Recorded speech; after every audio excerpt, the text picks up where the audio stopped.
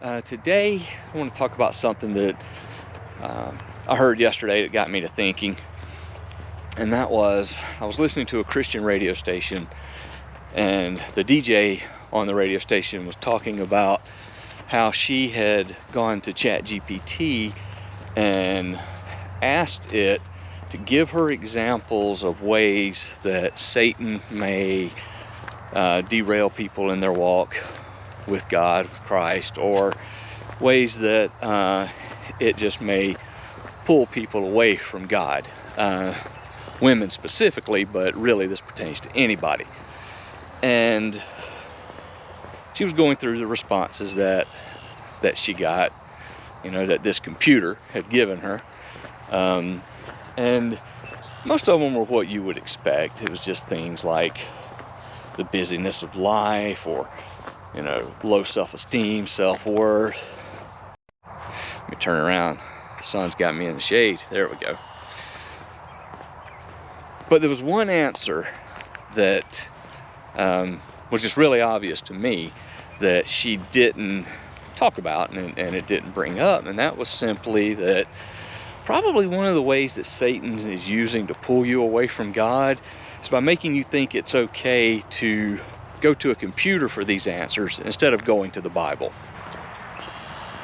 I have been working in IT for a long time. I am what we often refer to in IT as a gray beard, for more reasons than one. But one of the things that I've realized over the years is that with all the things in IT, with all the software, with all the applications, and now with AI coming along, and then you have things like Siri and Alexa and all this stuff, is that there is a human behind all of these things that we interact with at some point, at some level.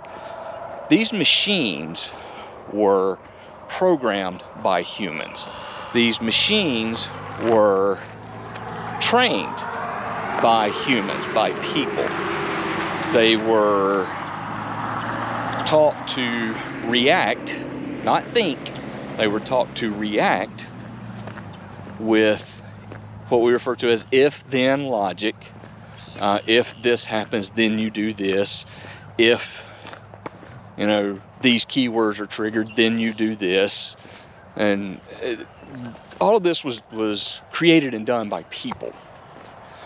And what I'm getting at is that a lot of times people are out there seeking guidance and things like that from these AI systems that are coming on the scene, and not really taking into consideration that it really is just, in some cases, another human's insight or interpretation or opinion that they're being given.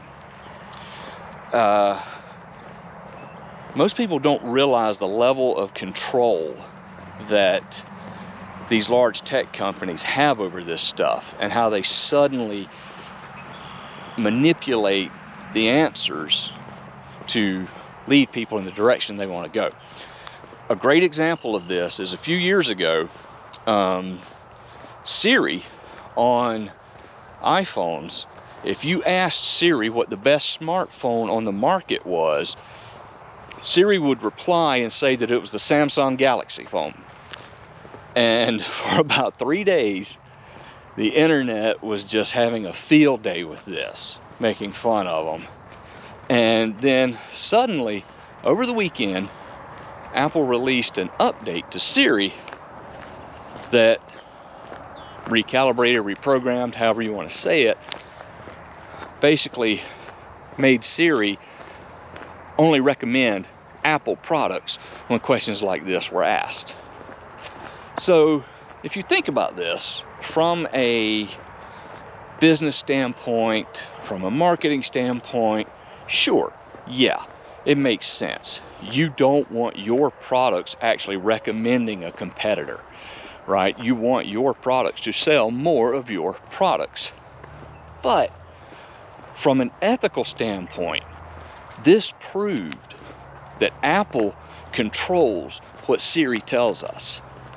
And this is not just Apple. This is just the example that I'm using. It's the exact same thing with Alexa or ChatGPT or, you know, Gemini or Copilot or any of them, right? The tech companies that control the system control the answers, and they feed you the answers they want you to have. Is it right? I don't know. I don't think so.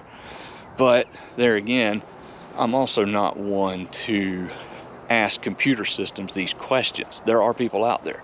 There are a lot of people out there that just don't want to make a decision. They ask the computer, they ask Siri, they ask Alexa, they ask ChatGPT, and then run with whatever answer they're given. They don't think for themselves. They don't want to do their own research or figure this stuff out. For me, I use AI. I use it a lot. I work in IT. But I use it as a technical resource. I don't use it as a moral compass or an ethical resource, or, you know, for making life-changing decisions. And I'll ask ChatGPT to compare and analyze 2 sets of Bluetooth headphones that I'm looking at, you know, but I'm not gonna ask it if I should be a Christian or not.